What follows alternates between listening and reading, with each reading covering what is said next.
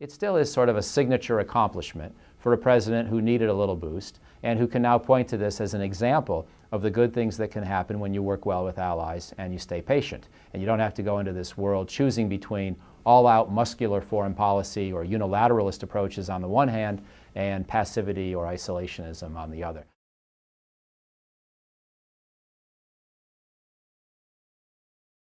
It's fascinating to watch. You know, and war often is like this, where an accumulation of factors builds slowly and you finally get something that's a quick breakthrough. What could have been the proximate cause is the severing of the supply lines that Gaddafi had depended on going to the west, from which he seems to have gotten some of his supplies. Fighters could come in support of him that way.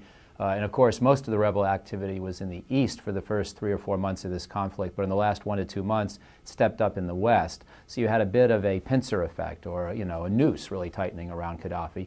And then that physical noose was reinforced by international action to sanction him, to cut off his access to money, to cut off his ability to trade oil. And so there was no real hope that he could keep resources flowing into the regime either.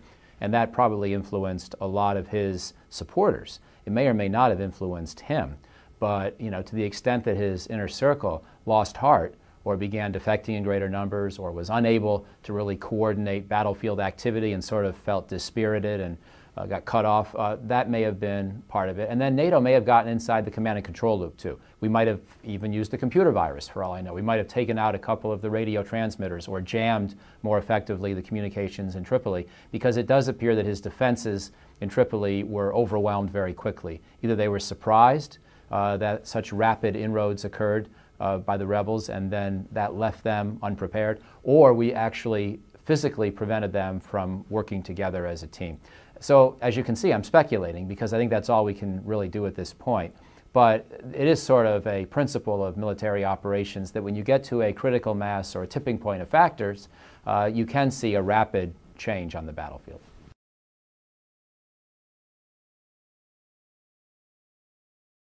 NATO may have to do more in this phase of stabilizing the country, helping the new transitional government reach out to others, providing some models for reconciliation, providing help with governance on the technical side. So NATO's not done, but I think, yes, it's been vindicated in its military strategy.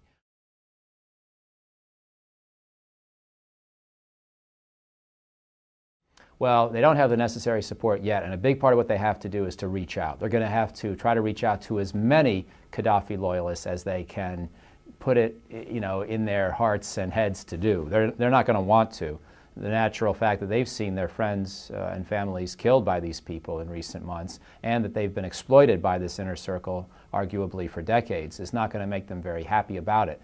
But they have to remember, as victors often forget, that the basis for long-term peace is going to be laid largely with this kind of effort at reconciliation, or at least effort to forgive. And that's going to be a tough process. They're going to need some international advice as well, because the international community has the body of knowledge and experience to point out cases where it didn't go so well and victors didn't work as hard. The fact that this took 5 months to succeed is actually in some ways a blessing in disguise, or maybe even a blessing that was the deliberate result of policy, because we didn't try to help the rebels win too fast. That was partly on purpose, to give us time at the political level and at the diplomatic level to establish some lines of communication with them, get to know them, make sure they understood that if they were going to get some things from us in the future, they were going to have to abide by certain principles and norms of behavior. And so the fact that it didn't all end in a month or two was frustrating at one level, but it actually provided us time to try to develop some communication and some influence with this rebel group.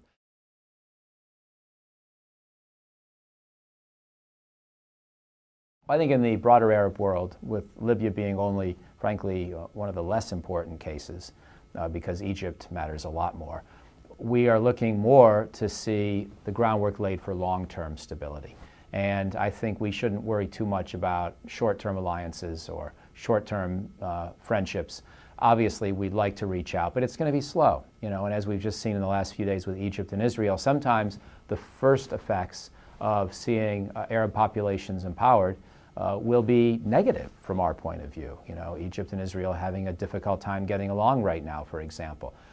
But if we can see Arab populations feel a little more ownership of their own governments and countries, I think most of us who believe instinctively in democracy will feel like there's a good case to be made that will help over the long term.